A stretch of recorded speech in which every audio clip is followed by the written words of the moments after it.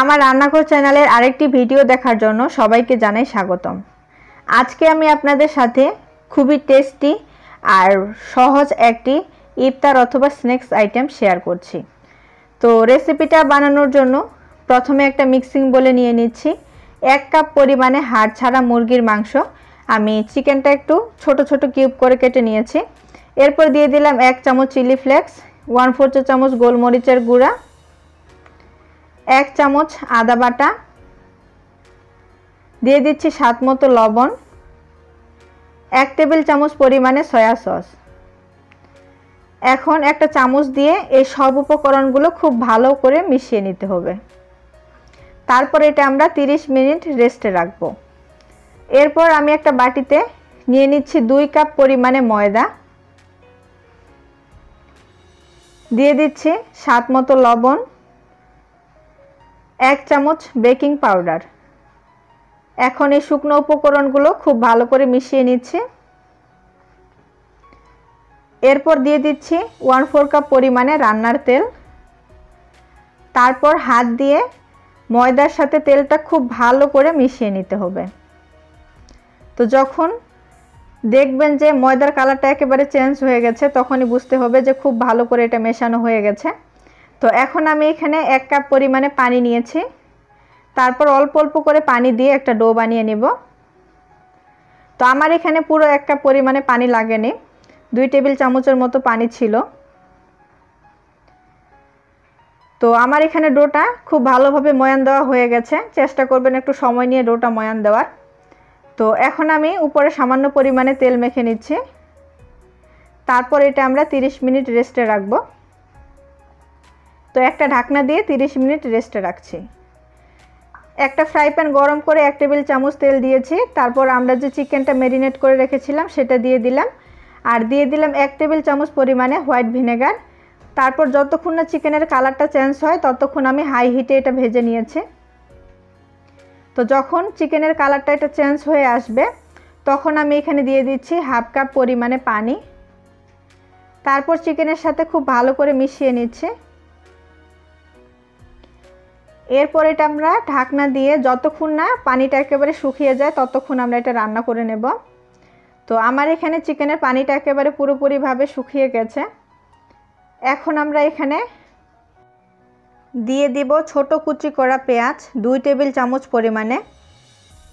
এরপর দিয়ে দিচ্ছি 1 টেবিল চামচ পরিমাণে টমেটো কুচি আর 1.5 টেবিল চামচ পরিমাণে সবুজ ক্যাপসিকাম।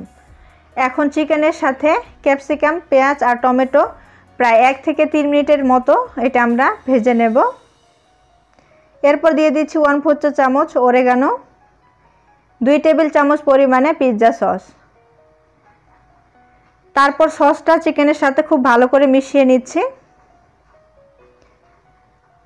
সসটা চিকেনের সাথে ভালো করে মেশানো হয়ে গেলে তারপর আমরা চুলাটা বন্ধ করে দেব। তারপর হালকা একটু ঠান্ডা করে নেব। এরপর দিয়ে দিচ্ছি স্বাদ মতো মোজারেলা চিজ। চিজটা দিয়ে দেওয়ার পরে চিকেনের সাথে খুব ভালো করে মিশিয়ে আমরা এটা নামিয়ে নেব।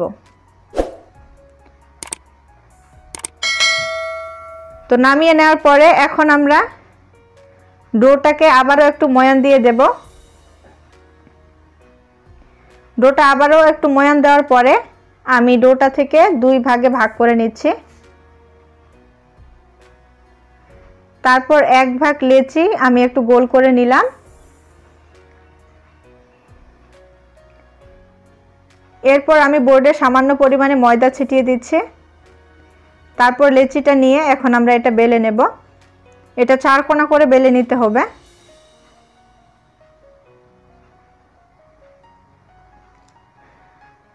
চার কোণা করে বেলে নেওয়ার পরে সাইডের যে অসমান অংশগুলো আছে সেগুলো কেটে নিতে হবে।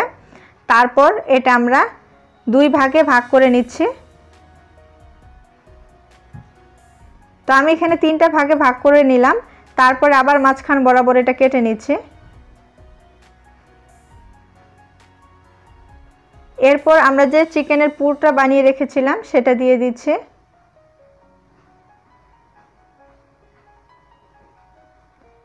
তারপর সাইডের অংশগুলোতে একটু পানি লাগিয়ে দিচ্ছি।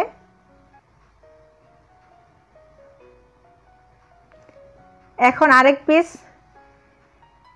নিয়ে উপরে ভালোভাবে দিয়ে সিল করে দিতে হবে।